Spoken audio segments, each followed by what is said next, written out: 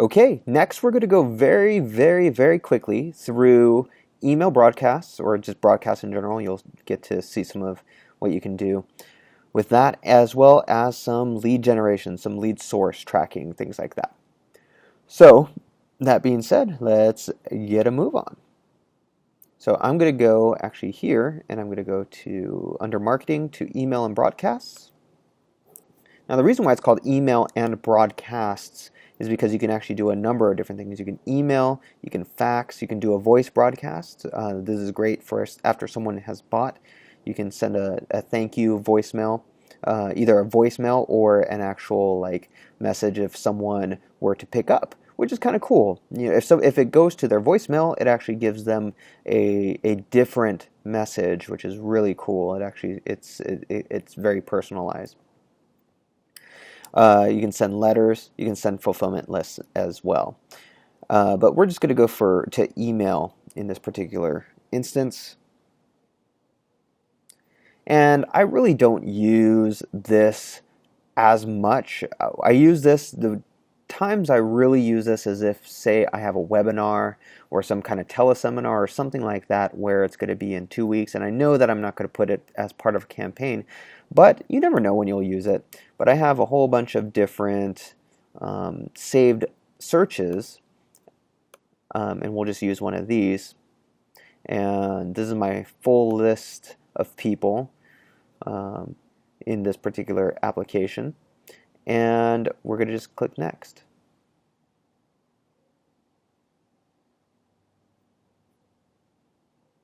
Okay, so we are in Compose Your Email, and you can do a number of different things here. You can put, you can have someone, you can do it a couple of different ways. First, you can have the contact's owner send this. So if you're sending it to a mass audience, say you have a sales team and you have multiple people who have different people assigned to them. So when you send this message, it's actually kind of cool. When you send it to 1,000 different people, they're going to see the message coming from the person that is assigned as their sales representative, which is pretty cool. Usually I will use other, and I'll just put in my what I want it to be. But you can use, we'll just use Dean Soto in this example. You'll do your subject, my awesome, here, I'll just use this one that I did, Online Empire Academy. Messed up again, that's what it says. And then you go click this edit email. You can choose a number of different templates that you can use. In fact, this is one tip that I use if I do need to do these. Is I go to my sent, I'll go to template picker, and then I'll go to sent, and then I'll click this last updated, and I'll get the very latest. Actually, I do it twice. You have to do it twice. I get the very latest one that I sent out. The last one I sent out was the 1st of March.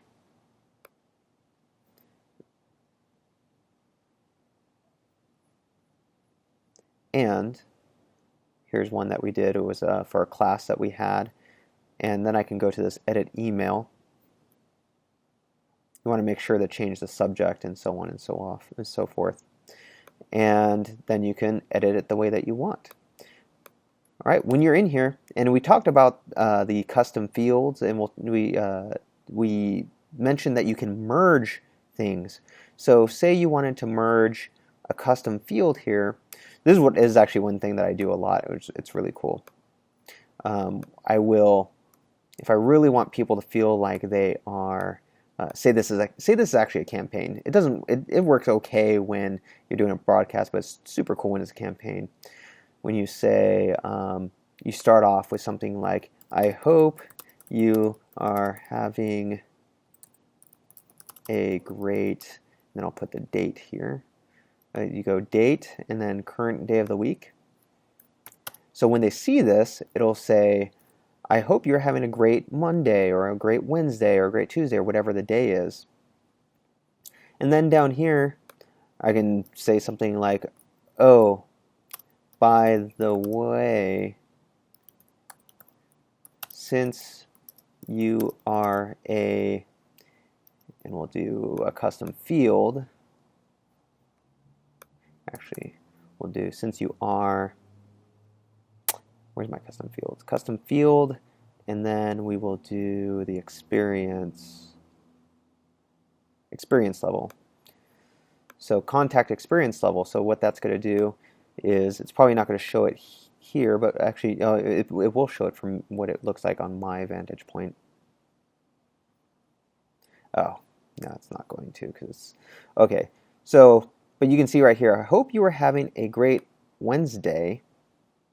And down here it says, oh, by the way, since you are, and if I had something in here for the experience level, it would say, since you are a beginner, or since you are an experienced entrepreneur, it will merge that in there. So when you're doing, definitely when you're doing merge fields, you want to make sure that there is no possible way that that they didn't answer that question.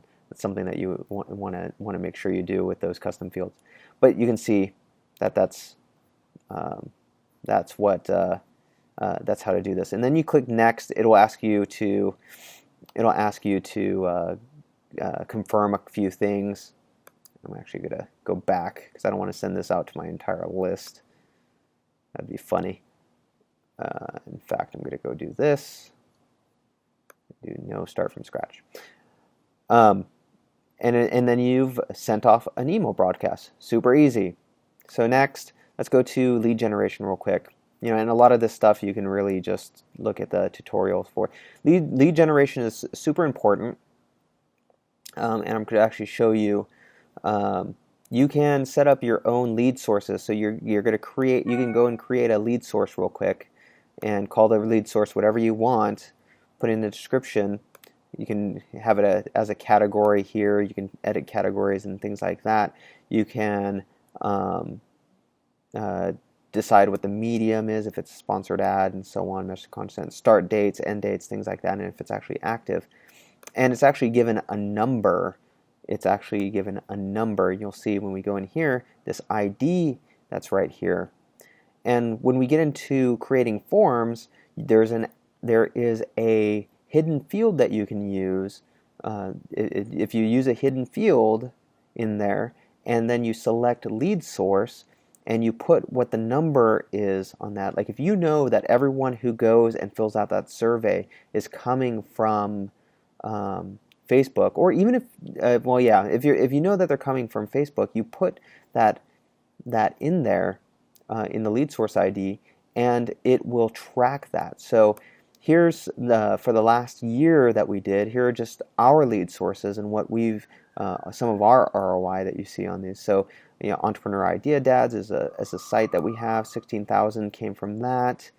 On the old Online Empire Academy, 110,000 from that. A webinar that we had. The new Online Empire Academy, which is theonlineempireacademy.com, 183,000 on that. Same thing here. Facebook, 20,000 from Facebook this year. Spreecast, 3,000. SMS, 18,000. Things like that. So you can see how powerful this can actually be in tracking how much your ROI is off of those leads. So that's just a quick overview of lead source tracking. And where it becomes really powerful is when you use it with the web forms that we're going to create in the campaign builder. So we'll talk about that in not too long from now. It's getting there, guys. It's getting there.